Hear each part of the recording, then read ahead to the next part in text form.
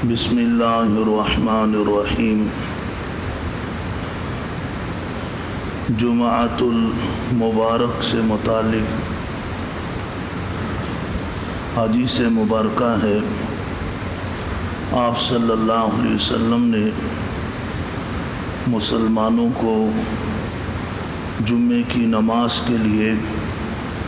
جلدی آنے کی ترغیب دیتے ہوئے ارشاد فرمایا کہ جو لوگ جمعے کی نماز کے لیے پہلے آتے ہیں تو ان کا نام جو فرشتے مسجد کے بڑے گیٹوں پر دروازوں پر کھڑے ہوتے ہیں، یعنی مسجد کے داخلی دروازے جہاں سے لوگ مسجد میں داخل ہوتے ہیں وہاں فرشتے کھڑے ہوتے ہیں، ان فرشتوں کے ہاتھ میں باقاعدہ رجسٹر ہوتے ہیں، اس رجسٹر کے اندر وہ اس کا نام لکھتے ہیں، اس کی ولدیت لکھتے ہیں، اور اس کے لیے جو سب سے پہلے آتا ہے اس کے لیے جمعے کی نماز کے اجر اور ثواب کے ساتھ ساتھ یہ نیکی کے کام میں سبقت کی وجہ سے، جلدی کرنے کی وجہ سے اللہ کے راستے میں ایک اونٹ قربان کرنے کا، ذبح کرنے کا اجر اور ثواب اسے ملتا ہے۔ اور جو پھر اس کے بعد آتے ہیں جو لوگ، ان کا بھی نام لکھا جاتا ہے اور ان کو ایک گائے اللہ کے راستے میں صدقہ کرنے کا اجر ملتا ہے۔ اور جو اس کے بعد تیسرے نمبر پر آتے ہیں ان کا بھی نام رجسٹر میں لکھا جاتا ہے اور ان کو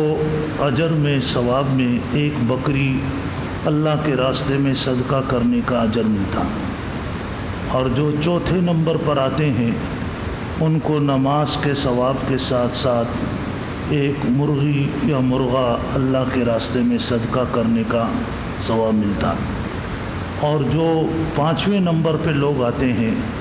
ان کو اللہ کے راستے میں ایک انڈا صدقہ کرنے کا ثواب ملتا ہے۔ علماء نے لکھا ہے کہ یہ نماز جمعے کا جو ٹائم ہے وہ زوال کے بعد شروع ہو جاتا ہے، جس میں ہمارے ہاں جیسے ظہر کی نماز کا ٹائم داخل ہو جاتا ہے تو یہی ٹائم ہوتا ہے کہ زوال کا وقت ختم ہوا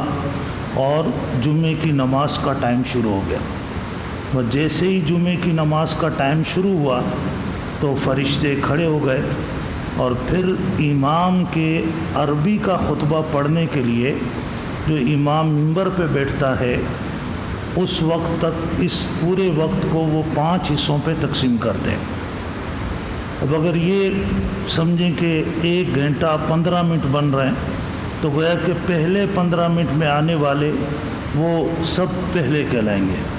پھر اس کے بعد والے 15 منٹ میں آنے والے دوسرے نمبر پہ کہلائیں گے، پھر تیسرے 15 منٹ میں آنے والے تیسرے نمبر پہ کہلائیں گے۔ تو اس طریقے سے وہ سارے لوگ جو ہے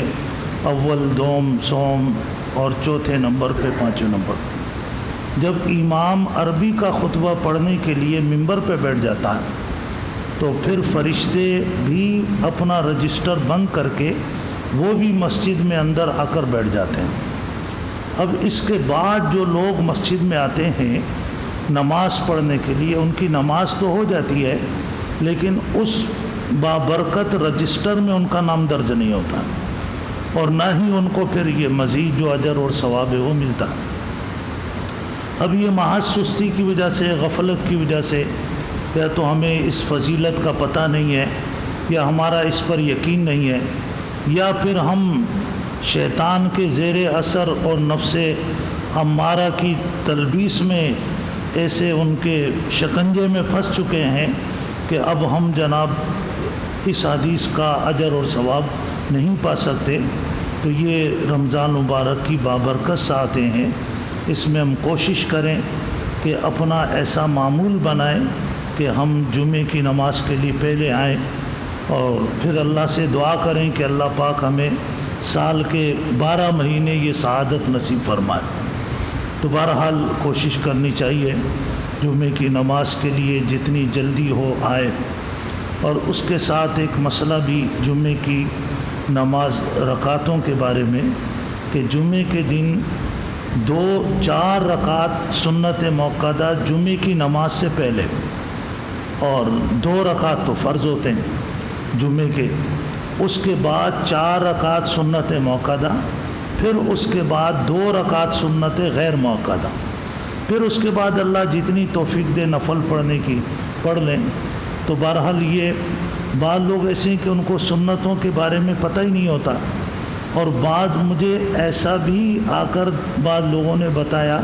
کہ جی ہم جمعے کی نماز بھی پڑھ لیتے ہیں اور پھر الگ سے ظہر بھی 4 رکعت پڑھتے ہیں، اور پتہ ہی نہیں ہوتا۔ تو اب دیکھیں کہ یہ ہماری دین سے اتنی بے خبری جو ہے، یہ ہم اللہ کو کیا منہ دکھائیں گے، جواب دیں گے کہ دنیا کی تو ہر چیز کا ہمیں پتہ ہے، اور دین کے بارے میں جمعے کا دن، جمعے کی نماز وہ اتنی اہم ہے، ہمیں اس کے بارے میں کوئی پتہ ہی نہیں۔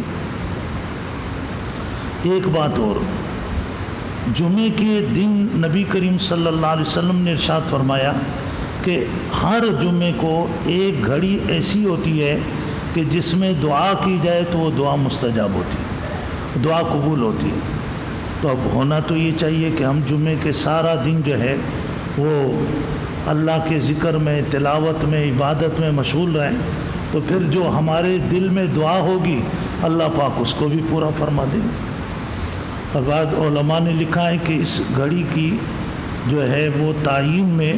کہ جیسے امام جب خطبہ پڑھتا ہے تو 2 خطبوں کے بیچ میں امام ایک خطبہ پڑھ کے بیٹھ جاتا ہے، تھوڑی دیر کے لیے جو امام بیٹھتا ہے اس دوران دعا کی جائے، لیکن اس دوران بعض دوستوں کو دیکھا ہے کہ وہ ہاتھ اٹھا کے دعا کرتے ہیں۔ ہاتھ نہیں اٹھانے چاہیے، بس دل کے اندر دعا کرنی چاہیے۔ اور باقی جو ہے عصر کی نماز کے بعد کا ہے، حضرت عبداللہ بن سلام رضی اللہ تعالیٰ عنہ وہ یہی فرماتے تھے کہ یہ جو ٹائم ہے یہ بالکل عصر کے بعد مغرب کے قریب کا ٹائم، جمعے والے دن اس ٹائم دعا کا اہتمام کیا جائے تو وہ دعائیں اللہ کی بارگاہ میں مستجاب ہوتی ہیں۔ تو بہرحال ہم تو ویسے ہی